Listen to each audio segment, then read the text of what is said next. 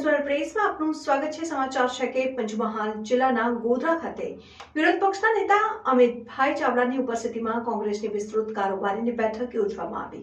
આગામી માર્ચ મહિનામાં રાહુલ ગાંધીના નેતૃત્વમાં નીકળેલ ભારત જોડો ન્યાય યાત્રા પંચમહાલ જિલ્લામાંથી પસાર થનાર છે, જેને લઈને ચર્ચા અને કોંગ્રેસ પક્ષ સંગઠનની કામગીરી સહિત આગામી લોકસભા ચૂંટણીની સમીક્ષા અને તેની તૈયારીઓ કરવા માટે લઈ ચર્ચા કરવામાં આવી હતી। બેઠકમાં પંચમહાલ જિલ્લા કોંગ્રેસના હોદ્દેદારો અને કાર્યકર્તાઓ મોટી સંખ્યામાં ઉપસ્થિત રહ્યા। રાહુલ ગાંધીના નેતૃત્વમાં નીકળેલ ભારત જોડો ન્યાય યાત્રા 7 માર્ચના રોજ ગુજરાત રાજ્યમાં પ્રવેશ કરશે અને પંચમહાલ જિલ્લામાંથી પસાર થશે, જેને લઈ ન્યાય યાત્રાનું ભવ્ય સ્વાગત કરવા માટે મોટી સંખ્યામાં લોકો જોડાય તે માટે આજરોજ વિરોધ પક્ષના નેતા અમિત ચાવડાની પ્રમુખ ઉપસ્થિતિના પંચમહાલ કોંગ્રેસ કાર્યાલય ખાતે વિસ્તૃત કારોબારીની બેઠક યોજાઈ હતી। વિરોધ પક્ષના નેતા અમિત ચાવડાએ જણાવ્યું કે આ યાત્રા દેશના લોકોના હક અધિકાર માટે જે લોકો ઉપર સરકાર દ્વારા ન્યાય અને અત્યાચાર કરવામાં આવી રહ્યો છે એ તમામ લોકોને હક અધિકાર મળે ને ન્યાય મળે સંકલ્પ સાથે ભારત જોડો ન્યાય યાત્રા શરૂ કરવામાં આવી છે। એક તરફ બેરોજગારીનો મોટો પ્રશ્ન છે, ત્યારે બીજી તરફ સરકાર આદિવાસી સમાજના લોકોની જમીન હડપ કરવામાં આવી રહી છે અને અનેક જગ્યાએ મહિલાઓ પર અત્યાચાર થઈ રહ્યા છે। પ્રજા મોંઘવારી મંદીથી હેરાન પરેશાન છે અને શિક્ષણ અને આરોગ્યલક્ષી સુવિધાઓ નથી। તમામ ગુજરાતીઓ પર જે રીતે અન્યાય થઈ રહ્યો છે તે તમામને ન્યાય અપાવવા માટે આ ન્યાય યાત્રામાં મોટી સંખ્યામાં લોકો જોડવા માટે અપીલ કરી હતી। ગુજરાતમાં આમ આદમી પાર્ટી અને કોંગ્રેસ ગઠબંધનને લઈને અમિત ચાવડાએ જણાવ્યું કે સમગ્ર દેશમાં સરકાર વિરોધી મત છે। આ સરકાર જુમલા સરકાર છે, લોકો પ્રસ્થાપિત કર્યો છે અને આ નિષ્ફળ સરકાર છે, ત્યારે મતોના વિભાજનના કારણે ભારતીય જનતા પાર્ટીને ફાયદો થાય છે, જેને લઈને કોંગ્રેસે આમ આદમી પાર્ટી સાથે ગઠબંધન કર્યું છે અને આગામી લોકસભાની ચૂંટણીમાં ગુજરાતની 26 બેઠકો પૈકી 24 બેઠકો ઉપર લડશે અને આમ આદમી પાર્ટી 2 બેઠકો ઉપર લડશે। ત્યારે આવનાર સમયમાં સામાન્ય લોકોની સરકાર આવશે તેવો વિશ્વાસ વ્યક્ત કર્યો હતો। ભરૂચ બેઠક ફાટે ફૈઝલ પટેલ વિવાદ મુદ્દે પૂછવામાં આવતા અમિત ચાવડાએ જણાવ્યું હતું કે પક્ષમાં કાર્યકરો અને હોદ્દેદારોની અલગ અલગ વાત હોઈ શકે છે અને રજૂઆત કરવાનો અધિકાર છે, પરંતુ પક્ષનું નેતૃત્વ બધા પાસાઓ ધ્યાનમાં રાખીને નિર્ણય લેવાતું હોય ત્યારે તમામે એનો સ્વીકાર કરવો જોઈએ। આગામી દિવસોમાં સુખદ સમાધાન કરીશું અને સૌ સાથે મળીને દેશમાં ઇન્ડિયા ગઠબંધન નેતૃત્વવાળી સરકાર બને તે દિશામાં આગળ વધવા જણાવ્યું।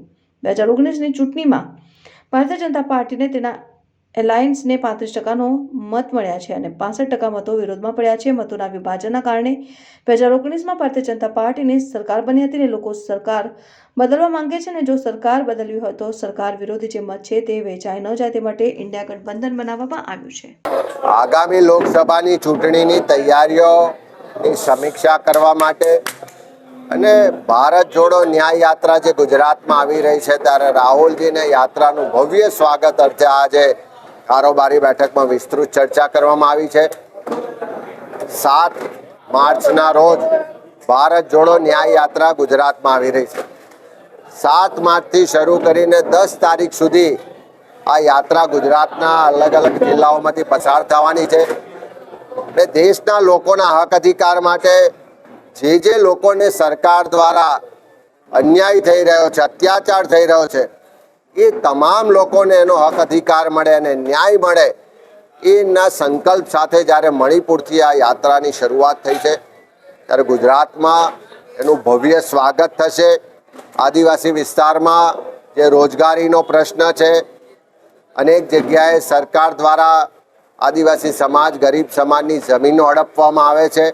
પંચમહાલનો જે આ ઇન્ડસ્ટ્રીયલ બેલ્ટ છે ત્યાં કામદારોના પ્રશ્નો છે, અનેક જગ્યાએ મહિલાઓ પર અત્યાચાર થઈ રહ્યા છે, પ્રજા મોંઘવારી મંદીથી હેરાન પરેશાન છે, આજે શિક્ષણમાં તકલીફો છે, આરોગ્યની સુવિધાઓ નથી, ધંધા વેપાર ચોપટ થઈ રહ્યા છે। તમામ જે ગુજરાતીઓના પ્રશ્નો છે, ગુજરાતીઓને અન્યાય થાય છે, તમામને ન્યાય અપાવવાના સંકલ્પ સાથે આ યાત્રામાં કોંગ્રેસના કાર્યકરોની સાથે મોટી સંખ્યામાં લોકો પણ જોડાશે।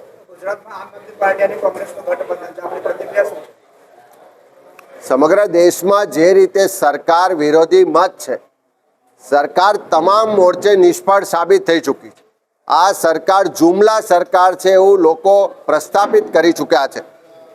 દર વર્ષે 2 કરોડ યુવાનોને રોજગાર આપીશું, 2022 સુધી તમામને પાકા ઘર આપીશું, દરેકના ખાતામાં 15 લાખ આવશે, કાળું નાણું પાછું લાવીશું, મોંઘવારીમાંથી લોકોને રાહત અપાઈશું, દેશની સરહદો સુરક્ષિત થશે, બાજુના રાષ્ટ્રોને લાલ આંખ બતાવીશું। 56ની છાતીની વાતો કરવાવાળા આ વડાપ્રધાનને એમની સરકાર તમામ મોરચે નિષ્ફળ સાબિત થઈ ચૂકી છે। એવા સંજોગોમાં જે મતોનું વિભાજન થાય છે એ અટકાવવા માટે આખા દેશ લેવલે ઇન્ડિયા ગઠબંધનની રચના કરવામાં આવી અને એના જ ભાગ સ્વરૂપ આમ આદમી પાર્ટી સાથે પણ ગઠબંધન કરવામાં આવ્યું છે અને ગુજરાતમાં 26માંથી 24 બેઠકો પર કોંગ્રેસ પક્ષ લડશે અને 2 બેઠકો પર આમ આદમી પાર્ટી લડશે એવું નક્કી કરવામાં આવ્યું છે. ત્યારે આવનારા દિવસોમાં દેશમાં સામાન્ય લોકોની સરકાર આવે, લોકોના હક અધિકારનું રક્ષણ થાય, મુઠ્ઠીભર લોકો માટે નહીં પણ દેશ માટે સરકાર ચાલે અને મુઠ્ઠીભર લોકો પૈસાદાર નહીં પણ દેશના લોકો સમૃદ્ધ બને એ માટેની કોંગ્રેસના નેતૃત્વવાળી સરકાર બને અને એ આ ઇન્ડિયા ગઠબંધનનો સંકલ્પ છે. ભરૂચમાં જે અહેમદ પટેલના પુત્ર છે ફૈઝલ પટેલ, તેઓ દ્વારા કાલે નિવેદન આપ્યું છે કે દિલ્હીમાં જઈને રજૂઆત કરશે અને રજૂઆત ના સંભાળાવે છે, હું તો લડીશ બેનર ખાતે અપક્ષ તરીકે ચૂંટણી લડશે. શું કહેશે, એમની મનધારણ કરશે? પક્ષમાં કાર્યકરો, આગેવાનો, નેતાઓની અલગ અલગ વાત હોઈ શકે છે, વિચાર હોઈ શકે છે, એને રજૂઆત કરવાનો હક અધિકાર પણ છે, પણ પક્ષનું નેતૃત્વ બધા પાસાઓને, દેશ હિતને, આખા દેશના લોકોના હિતને ધ્યાનમાં રાખીને જ્યારે કોઈ નિર્ણય લેતું હોય ત્યારે એને આપણે બધાએ સ્વીકારવાનો હોય છે. ક્યાંક નાની મોટી નારાજગી, મનદુખ ચોક્કસ હોઈ શકે. આવનારા દિવસોમાં બધા સાથે મળી અને એનું પણ સુખદ સમાધાન કરીશું અને સૌ સાથે મળી દેશમાં ઇન્ડિયા ગઠબંધનના નેતૃત્વમાં 2024ની સરકાર બને એ દિશામાં આગળ વધીશું. સર, છેલ્લો પ્રશ્ન છે, લોકસભામાં આપ પંચમહાલમાંથી લડશો ખરા? હું લડીશ. લોકસભાની ચૂંટણીમાં કોંગ્રેસ તરફથી શું રણનીતિ રહેશે? કોંગ્રેસમાં અનેક સક્ષમ આગેવાનો છે, કાર્યકરો છે.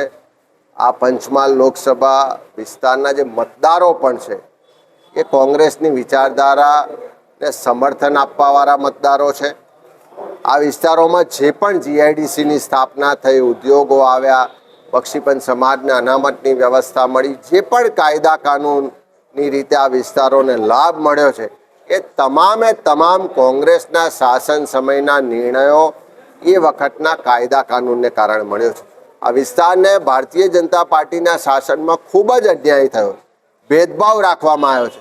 ત્યારે આવનારા દિવસોમાં લોકસભાની ચૂંટણીને ત્યાર પછી સ્થાનિક સ્વરાજની ચૂંટણીમાં આ તમામ મુદ્દાઓને લઈને અમે લોકો વચ્ચે જઈશું ને લોકોના આશીર્વાદ મેળવીશું.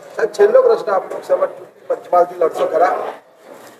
પંચમહાલમાં અમારા ઘણા બધા સક્ષમ આગેવાનો છે, કાર્યકરો છે, સમાજના અલગ અલગ શ્રેષ્ઠીઓ પણ છે. હું તો સમાજના શ્રેષ્ઠીઓને, સમાજમાં કામ કરતા લોકોને પણ કહેવા માંગુ છું કે આ પંચમહાલ લોકસભા વિસ્તારમાં લાંબા સમયથી સરકાર તરફથી ખૂબ જ ભેદભાવ અને અન્યાય થઈ રહ્યો છે. ત્યારે ફરીથી આ પંચમહાલ વિસ્તાર સમૃદ્ધ બને, યુવાનોને રોજગાર મળે, તમામ રીતે એની પ્રગતિ થાય એટલા માટે સારા લોકો કોંગ્રેસમાં આવે અને પંચમહાલમાંથી કોંગ્રેસનો સંસદ સભ્ય ચૂંટીને જાય એ દિશામાં અમારા સૌના સહિયારા પુરુષાર્થ રહેશે. સર, ગુજરાતમાં દરેક જગ્યાએ કોંગ્રેસમાં નારાજગી દેખાઈ રહી છે, એનું શું કારણ? નારાજગી જોવી, સાંભળવી હોય તો કે મારી સાથે આવજો. તમે ગાંધીનગરમાં વિધાનસભાનું સત્ર ચાલે છે. 156ની બહુમતીવાળી સરકારમાં હું માનું છું કે 155 લોકો નારાજ છે, પણ બોલી નથી શકતા, કોઈને કહી શકતા નથી, કોઈ એમનું સાંભળતું નથી ને ડર અને ભયનો એવો માહોલ એમની પાર્ટીમાં 2 લોકો દ્વારા ઊભો કરવામાં આવ્યો છે કે તે જે આ આંતરિક લોકશાહી છે ખતમ થઈ ગઈ છે.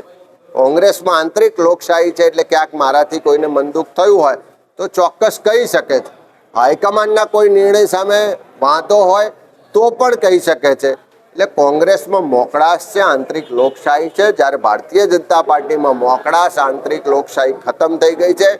ભય અને ડર ને સત્તા, ઈડી, ઇન્કમટેક્સ, સીબીઆઈનો ડર એવો ઊભો કર્યો છે કે એમના પક્ષના અનેક નારાજ લોકો પણ બોલી શકતા નથી.